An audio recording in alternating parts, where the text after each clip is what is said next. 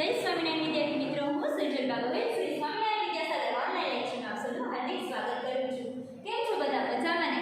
ચાલો પાછું આપણે ધોરણ 12 કોમર્સ વાણિજ્ય વ્યવસ્થા અને સંચાલન એની અંદર આપણે ટોપિકની વાત કરતા હતા. આ ચેપ્ટરનો લાસ્ટ ટોપિક છે તાલીમ અને વિકાસ. વિદ્યાર્થી મિત્રો, તમને પહેલા પણ મેં કીધું કે આપણે ભરતી, પસંદગી એમ તાલીમ અને વિકાસ પણ મોસ્ટ આઈએમપી ક્વેશ્ચન જ છે. આનો તફાવત પૂછાઈ શકે છે. તાલીમ અને વિકાસ વિશે તફાવત આપો. તાલીમ એટલે શું તેનો ખ્યાલ અને મહત્વ જણાવો. વિકાસ એટલે શું વિકાસનો ખ્યાલ અને મહત્વ જણાવો. અથવા તો તાલીમ અને વિકાસના તફાવત જણાવો. કોઈ પણ વસ્તુ તમને પૂછાઈ શકે છે એક્ઝામમાં, ટેસ્ટમાં, ગમે ત્યારે. તો એની માટે આપણે અહીંયા સમજીએ. સૌથી પહેલા તો તાલીમ. કોઈ પણ કર્મચારી ગમે એટલો નિપુણ હોય, સારામાં સારી રીતે પસંદગી કરી હોય, છતાં પણ જો એને ટ્રેનિંગ યોગ્ય રીતે આપવામાં ન આવે તો એ કર્મચારી જે વ્યવસ્થિત કામગીરી કરવી પડે કરી શકે નહીં.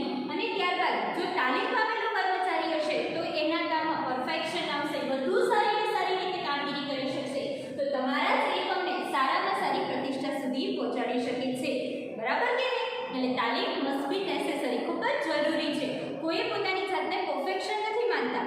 તાલીમ આપવા માટે થઈ અને કાર્ય શીખવાની તાલીમ કેવી છે? સતત ચાલતી પ્રક્રિયા છે. એ હર હંમેશ નવું ને નવું શીખવાડે છે. જે કાર્ય અથવા તો અત્યારે તમે જોઈ રહ્યા છો કે દિન પ્રતિદિન આપણો દેશ છે વધતો જાય છે, પ્રગતિના પંથે આગળ જતા જઈએ છીએ, તો નવી નવી ટેકનોલોજી સાથે આપણે શું થાય છે? મેળ મિલાપ થાય છે. તો એ ટેકનોલોજીને શીખવા માટે પણ શું જરૂરી છે? તાલીમ જરૂરી છે. કોઈ પણ વ્યક્તિ પરિપૂર્ણ હોતું નથી, એને પણ શીખવાની જરૂર પડે છે. અમે પણ છીએ, બરાબર? તો ન્યૂ કોર્સ આવે તો અમને પણ તાલીમ આપવામાં આવતી હોય છે. ગવર્નમેન્ટ દ્વારા તાલીમ આપવામાં આવતી હોય છે, બાયસેક દ્વારા તાલીમો ગોઠવવામાં આવતી હોય છે. નવા અભ્યાસક્રમને વિદ્યાર્થીઓ સમક્ષ કઈ રીતે રજૂ કરવો, વિદ્યાર્થીઓને કઈ રીતે માહિતી તેની પ્રોવાઈડ કરવી, બધી જ તાલીમ અમને પણ અવારનવાર આવી તાલીમો ગોઠવવામાં આવે છે, જેથી કરીને શિક્ષકો દ્વારા વિદ્યાર્થીઓને સારામાં સારી રીતે જ્ઞાન પહોંચાડી શકાય છે. તો તાલીમ જે છે એનો અર્થ બહુ સરળ રીતે થાય છે. તાલીમ એટલે કે ભરતી દ્વારા ગમે તેટલા કુશળ કર્મચારી મેળવ્યા હોય, પરંતુ અનુભવ અને જાણકારી વિના તેઓ યોગ્ય રીતે કાર્ય કરી શકતા નથી. તાલીમ દ્વારા કુશળતા મેળવી શકાય તે માટે તેઓની સૈદ્ધાંતિક અને પ્રાયોગિક જ્ઞાન આપવું જરૂરી છે.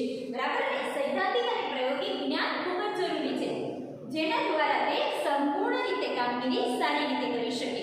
કર્મચારીના જ્ઞાન, આવડત, બુદ્ધિ, કૌશલ્ય વધારો થાય છે માટે ધંધાકીય એકમમાં કાર્યનું આયોજન કરે છે. તાલીમ એ કામચલાઉ પ્રક્રિયા નથી, પરંતુ સતત ચાલતી પ્રક્રિયા છે. તાલીમ એ કેવી પ્રક્રિયા છે? કામચલાઉ નથી, પરંતુ સતત ચાલતી પ્રક્રિયા છે. બરાબર? સરળ શબ્દમાં તાલીમનો ખ્યાલ સમજીએ તો કર્મચારીએ તેના કાર્યના સંદર્ભમાં આપવામાં આવતું સૈદ્ધાંતિક અને પ્રાયોગિક જ્ઞાન છે. શું છે? સૈદ્ધાંતિક અને પ્રાયોગિક જ્ઞાન છે.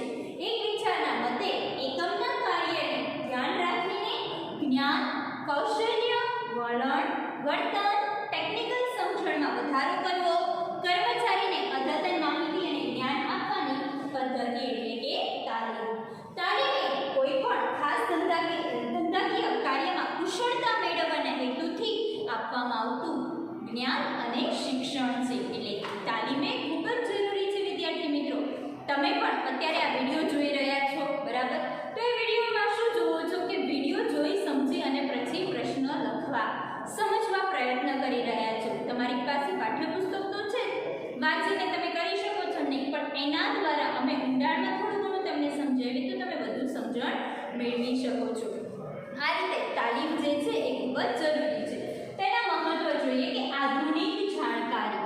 તાલીમ દ્વારા અવનવી માહિતીઓ પ્રાપ્ત થાય છે. તાલીમ દ્વારા અવનવા માહિતી માર્ગદર્શન પ્રાપ્ત થવાને કારણે જે કાર્ય કરવાનું છે સરળતાથી અને સ્વયંપ્રેરિત રીતે કરી શકીએ છીએ.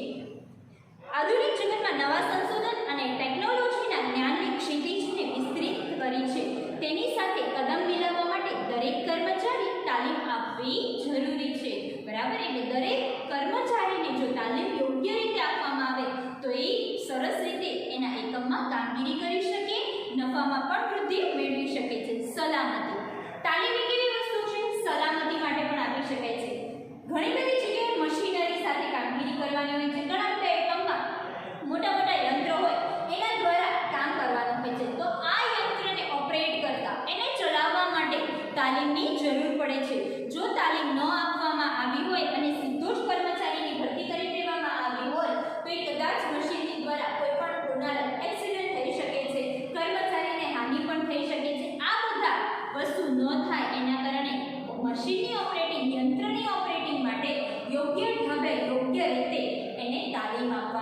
આવતી હોય છે. કર્મચારીને કાર્ય સંતોષ વધે છે. તાલીમ મેળવે છે, જ્યારે તાલીમ મેળવે છે કર્મચારી ત્યારે એનામાં કાર્ય સંતોષ વધારો આવે છે. શા માટે સંતોષમાં વધારો આવે? કેમ કે તાલીમ દ્વારા એક આવડત એનામાં થાય છે, એનામાં કામ કરવાની ધગશ પ્રાપ્ત થાય છે. તાલીમમાં દ્વારા એનામાં જે કાર્યક્ષમતા રહેલી છે એનાથી વધુ એ કાર્ય કરી શકશે. જેની બુદ્ધિ શક્તિ છે એના કરતાં પણ એ વધુ કામ કરવા પ્રેરાશે. તો આમ કાર્ય સંતોષમાં એને વધારો સંતોષ જોવા મળે છે. દરમિયાન કર્મચારીને તાલીમ આપી કામ માટે તેને કામની સોંપવામાં આવે છે. તેના જુસ્સામાં વધારો થાય છે, તેને કાર્ય સંતોષની લાગણીનો અનુભવ કરવામાં આવે છે. કર્મચારી ફેરબદલી દરમાં ઘટાડો. તમારા એકમમાં યોગ્ય તાલીમ આપીને કર્મચારીને જે પદ ઉપર છે એનાથી ઉચ્ચ પદ ઉપર બઢતી આપવામાં આવે. જે સેલેરી, જે પગાર પ્રાપ્ત કરી રહ્યા છે એના કરતાં વધુને વધુ સેલેરી પ્રાપ્ત કરે એવો યોગ્ય અને કુશળ કર્મચારી જો બનાવવા માટે તાલીમ જરૂરી છે. એવો જો કર્મચારી તમારા એકમમાંથી તમે તૈયાર કરો તો તમારા કર્મચારીનો ફેરબદલી દર ઘટી જાય છે. ત્યાં ને ત્યાં તમારા જ એકમમાં કર્મચારી કામગીરી કરશે અને એ કામગીરી દ્વારા એ સારી રીતે ઉચ્ચ પોસ્ટ ઉપર જઈ શકશે, જેથી કરી અને તે આ જગ્યા છે આ પોતાનો એકમ છોડીને બીજા એકમમાં જશે નહીં અને સારી રીતે તમારા જ ત્યાં બઢતી સાથે કામગીરી નિભાવશે અને સારો એવો કર્મચારી તમારે પણ ખોવાનો વારો નથી આવતો. એટલા માટે બદલીનો સ્વભાવ બિલકુલ રહેતો નથી અને કર્મચારી દરમાં ફેરબદલી દરનો ઘટાડો જોવા મળે છે. નફામાં વૃદ્ધિ થાય છે. તો કર્મચારીઓને યોગ્ય પ્રમાણમાં તાલીમ આપવામાં આવે તો તમારા એકમમાં સારી રીતે ગુણવત્તાસભર કામગીરી કરવામાં આવે છે. આ ગુણવત્તાસભર કામગીરીને કારણે તમારા કર્મચારી એનો કાર્ય કરવાનો જુસ્સામાં વધારો થાય છે. કાર્ય એટલું નિપુણતાથી કરે છે જેથી કરી અને તેમાં વધારો જોવા મળે છે. વેચાણમાં વૃદ્ધિ થતી જોવા મળે છે અને વેચાણમાં વૃદ્ધિ થાય તો નફામાં વૃદ્ધિ થતી જોવા મળે છે. આમ એકમને ધ્યેય સિદ્ધિ પ્રાપ્ત કરે છે અને સારામાં સારી ગુણવત્તાસભર રીતે એકમ આગળ વધારે છે. આવા કર્મચારીઓને કારણે જ નફામાં વૃદ્ધિ પણ થતી જોવા મળે છે. ખર્ચમાં ઘટાડો થાય છે. કર્મચારીઓને યોગ્ય અને સારી રીતે તાલીમ પ્રાપ્ત થઈ હોય તો જે એ કામગીરી કરે છે ઓછા સમયમાં પહેલા તો કામગીરી કરવાની શરૂઆત કરશે, કારણ કે એને ટ્રેનિંગ મળી ગઈ છે, તાલીમ મળી ગઈ છે. કર્મચારી અટક્યા વગર સારી રીતે કામ પાડી શકશે. બરાબર. પછી તેની પાસે જે માલ છે, કાચો માલ તમને પ્રોવાઈડ કરવામાં આવે છે, એમાંથી વધુને વધુ સારી રીતે પ્રોડક્ટ તૈયાર કરશે. વેસ્ટ માલનો પણ તે ઉપયોગ કરતો બનશે આવી ટ્રેનિંગોને કારણે અને તેનાથી શું થશે? તમારું ઉત્પાદન છે બહોળા પ્રમાણમાં થશે. ઉત્પાદન વધુ, વેચાણ વધુ, વેચાણ વધુ, નફો વધુ. બરાબર. તો આવી રીતે એના ખર્ચમાં પણ શું થયો? ઘટાડો જોવા મળે છે. તો કર્મચારી ખર્ચમાં પણ આવી રીતે ઘટાડો જોવા મળતો હોય છે. ત્યારબાદ કર્મચારીનો વિકાસ થાય છે. તાલીમ દ્વારા કર્મચારીનો વિકાસ થાય છે. એની પાસે હોય છે અભ્યાસકીય માહિતી હોય છે, તેના અનુભવ પણ હોય છે, પણ તાલીમ ખાસ પ્રકારની જો તેને આપવામાં આવે તો એનામાં વધારે વિકાસ થાય છે. એ જે કાર્ય એની સૂઝબૂઝ અને બુદ્ધિથી કરે એના કરતાં તાલીમ દ્વારા જો એને આ કાર્યની સોંપણી કરવામાં આવી હોય અને તાલીમ આપીને પછી જો એ કાર્ય કરવામાં આવે તો તેનો વિકાસ થતો હોય છે. એ કામ કરવા માટે પરફેક્શન અનુભવતો હોય છે અને જે કામ કરતો હોય એના કરતાં પણ સારી રીતે ઉચ્ચ ગુણવત્તાવાળું તમને કરીને આપશે, જેથી કરી અને કર્મચારીના વિકાસ થતો જોવા મળે છે. તાલીમને કારણે તેની આવડત, જ્ઞાન, બુદ્ધિ, શક્તિ, હોશિયારી, કૌશલ્ય આનો વ્યક્તિગત વિકાસ છે એ કર્મચારીનો થતો જોવા મળતો હોય છે. અન્ય લાભો. તાલીમ દ્વારા અન્ય ઘણા બધા લાભો થતા જોવા મળે છે. તાલીમને કારણે વસ્તુની ગુણવત્તા વધારે, એકમમાં પ્રતિષ્ઠા વધે, કર્મચારીઓમાં માનસિક તણાવ ઘટે છે, એકમના સહકાર ભર્યું વાતાવરણ ઊભું થાય છે. બરાબર. એકબીજા સાથે સરસ મજાનું વાતાવરણ ક્રિએશન થાય છે. કર્મચારીમાં અપ્રામાણિકતા, નિષ્ઠા અને વફાદારીમાં પણ શું થાય છે? વધારો જોવા મળતો હોય છે. આ રીતે તાલીમ દ્વારા ઘણા બધા લાભો પણ જોઈ શકાય છે.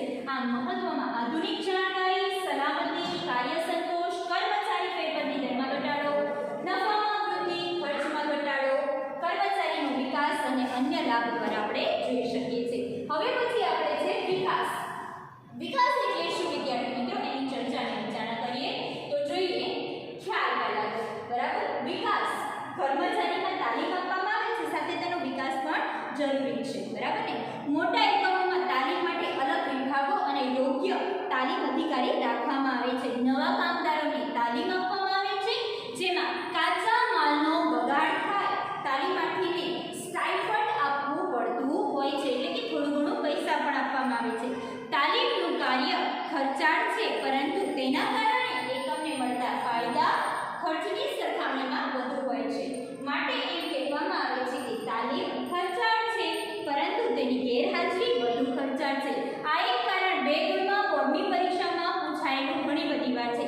તાલીમ ખર્ચાળ છે, પણ તાલીમ ગેરહાજરી વધુ ખર્ચાળ છે, બરાબર? તાલીમ ખર્ચો તો બરાબર છે, પણ જો ન હોય ને તો ડબલ ખર્ચો થઈ જાય છે, કારણ કે એના ન હોવાને કારણે આ જેટલા મહત્વ એના બતાવે છે બધા આપણે નુકસાનમાં પરિવર્તિત થાય છે. માટે તેથી તાલીમ ખર્ચને ન ગણતા મૂડીનું રોકાણ કરવું વધુ યોગ્ય ગણવામાં આવે છે, બરાબર વિદ્યાર્થી મિત્રો? હવે આપણે વિકાસના તબક્કાની ચર્ચા વિચારણા કરીશું. એકમના ઉચ્ચ સંચાલકો તથા વિભાગીય અધિકારી જેવા કે શારીરિક કાર્ય ઓછું કરે છે, બૌદ્ધિક કાર્ય વધુ કરે છે, તેના વિશિષ્ટ તાલીમ આપવામાં આવે છે.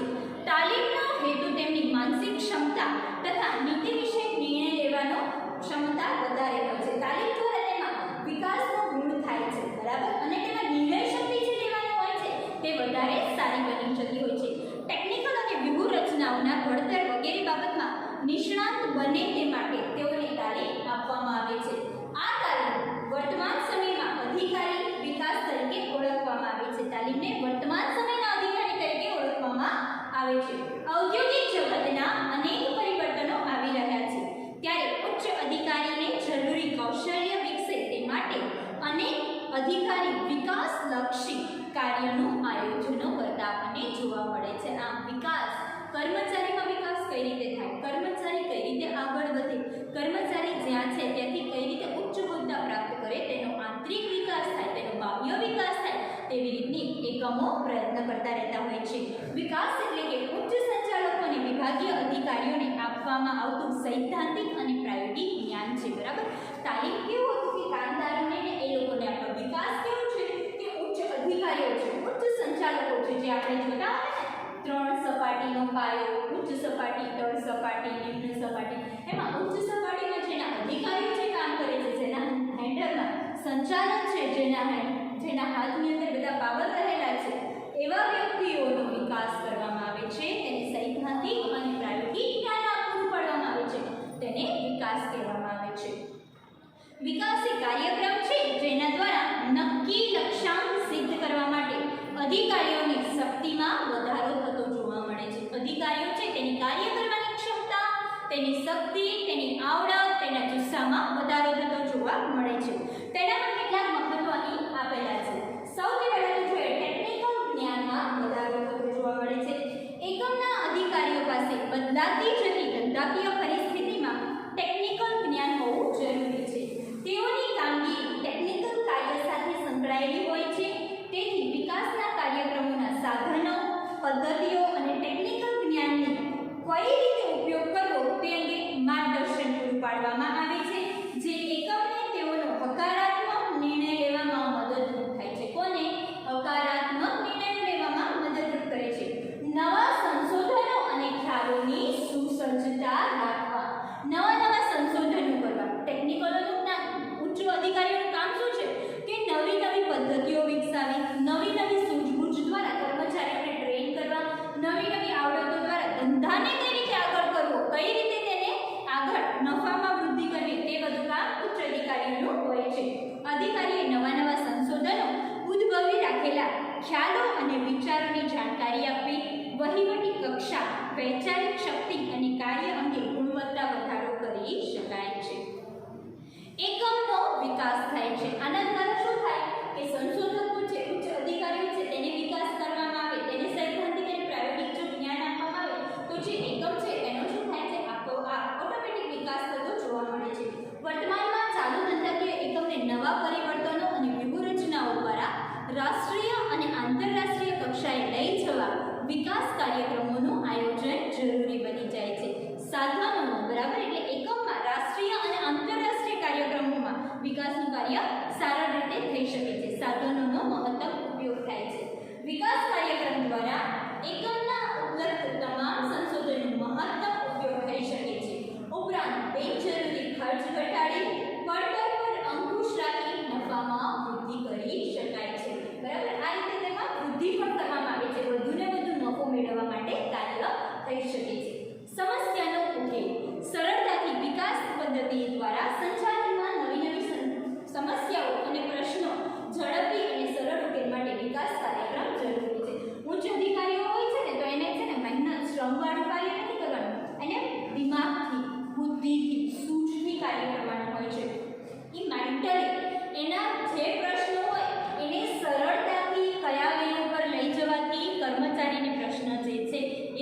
થઈ જાય, કઈ રીતે વધુને વધુ સારી રીતે પ્રશ્ન ઓછા બને અને કામગીરી ઝડપથી થાય, આ બધી વિચારણા એને કરવાની હોતી હોય છે. એટલે સમસ્યાનો ઉકેલ પણ સારી રીતે મેળવી શકે છે. અસરકારક નિરીક્ષણ.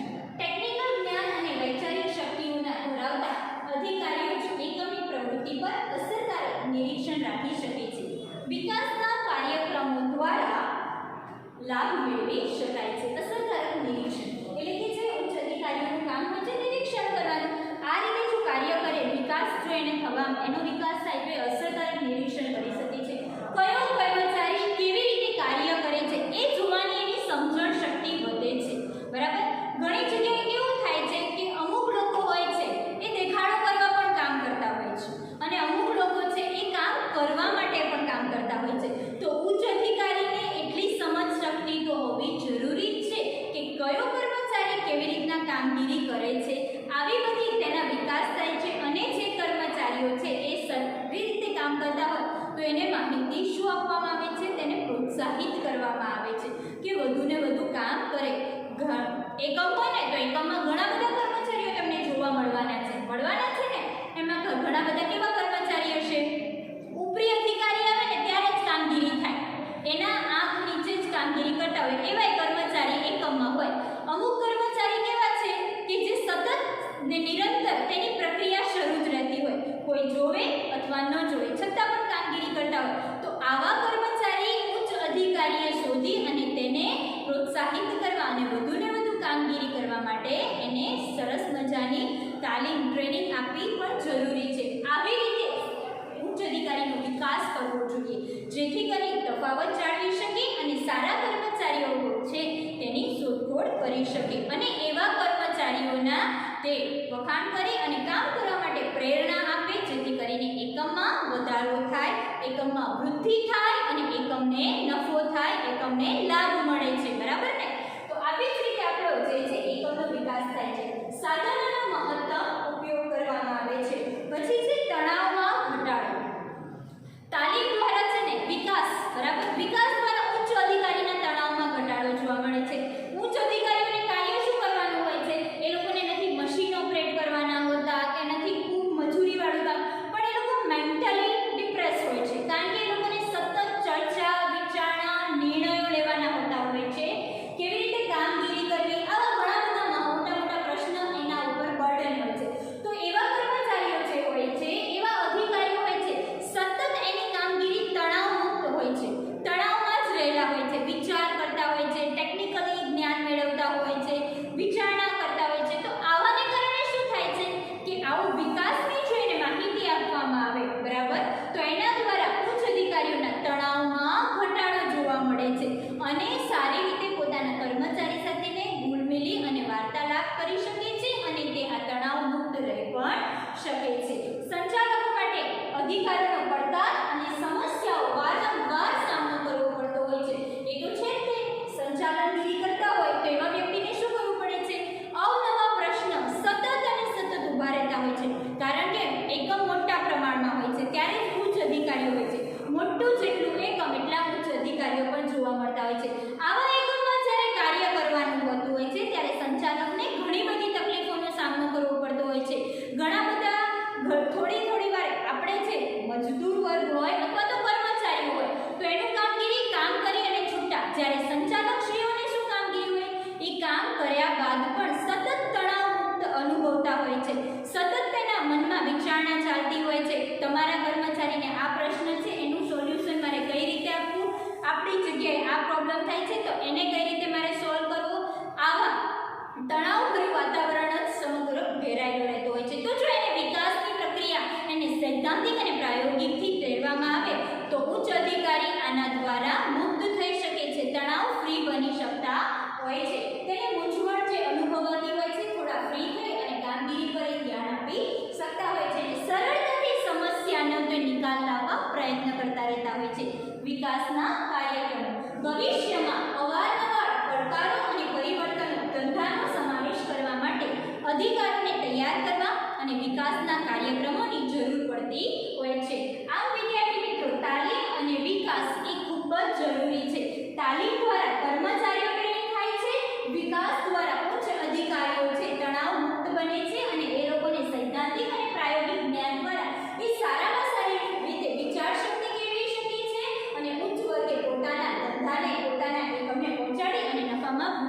કરી શકતા હોય છે.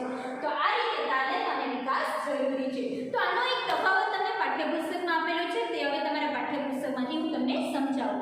સૌથી પહેલા તો તેનો અર્થ જોઈએ. તાલીમ અને વિકાસનો. તાલીમ એટલે શું? કર્મચારીઓએ તેના કાર્યના સંદર્ભમાં આપવામાં આવતું સૈદ્ધાંતિક અને પ્રાયોગિક જ્ઞાન છે. ઉચ્ચ સંચાલકો અને વિભાગીય અધિકારીઓને સોંપવામાં આવતું સૈદ્ધાંતિક અને પ્રાયોગિક જ્ઞાન એટલે કે વિકાસ.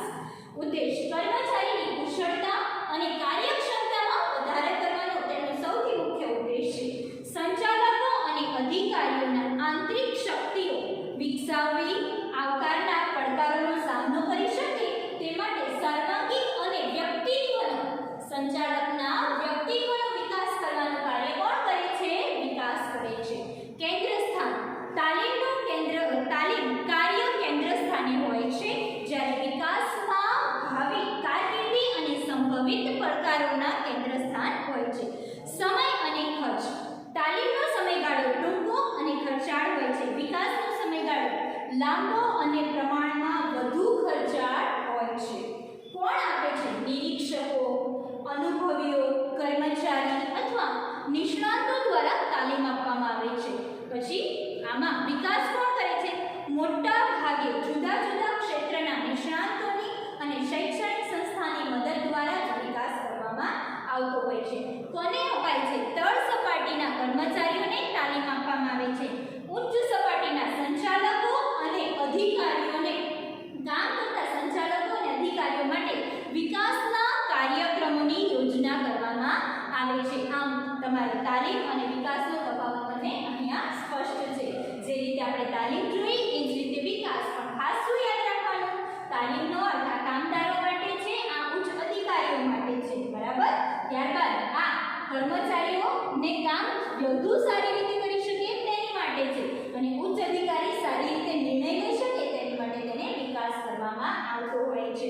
આ ઓછી ખર્ચાળ તો છે પણ ઓછો, એના લેવલમાં વિકાસ વધુ ખર્ચાળ અને લાંબો હોય છે. આનો સમયગાળો છે એ ટૂંકો અને સમય મર્યાદિત હોય છે. આનો સમયગાળો લાંબો વધુ હોય છે. આ રીતે તફાવતના મુદ્દા પડે છે વિદ્યાર્થી મિત્રો. તો આમ આ ચેપ્ટર તમારું અહીંયા મેં પૂર્ણ કર્યું. બરાબર? એક્ઝામમાં ખાસ યાદ રાખજો, પ્રશ્નો પણ આવી શકે એવા છે. તમારે યોગ્ય રીતે તૈયારી કરવી જેથી કરીને આ પ્રશ્નો આસાનીથી તમે પ્રાપ્ત કરી શકો અને એક્ઝામમાં લખી શકો. બરાબર ને વિદ્યાર્થી મિત્રો? તો અવનવા મારા વિડીયો જોવા માટે લાઈક અને સબસ્ક્રાઇબ કરવાનું ભૂલતા નહીં વિદ્યાર્થી મિત્રો, જેથી કરી અને નેક્સ્ટ આપણું ચેપ્ટર ચાલી શકે અને તમે બધા વિડીયો જોઈ શકો એક્ઝામની સારી